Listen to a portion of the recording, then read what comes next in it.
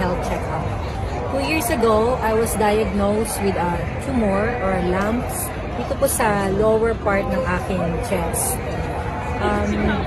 That was the time na medyo nagpanic po ako kasi po meron siyang bukol, and I was advised by my doctor sa St. Luke's Hospital na kailangan na po siyang operahin para hindi daw po siya maging cancerous. Dahil dun po sa pagsusuri na ginawa sa akin ng mga doktor sa St. Luke's, in-advise po ako ng aking doktor na magpa-opera, kaya meron na po sana akong schedule of operation. But unfortunately, nagkaroon po tayo ng pandemic, kaya hindi po natuloy ang aking operasyon. Hanggang sa lumalala po yung sakit ng aking nararamdaman, hanggang hindi na po ako nakakatulog sa gabi dahil iyon. Kaya lagi po ako nag-iinom ng kahit anong pain reliever na available, hanggang sa isang araw, hindi ko na po talaga siya matiis.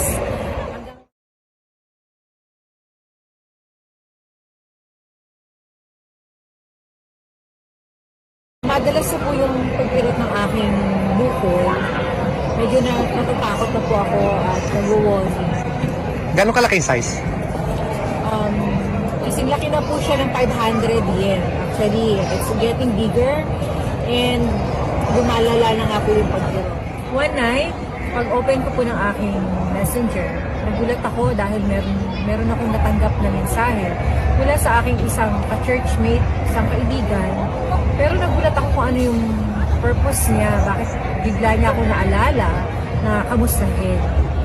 Siguro po isa ring way yun ng Panginoon para gamitin siya as an instrument para po magkaroon ako ng idea about this wonderful product. Ayun nga, meron po sa akin in-introduce napaka-amazing products.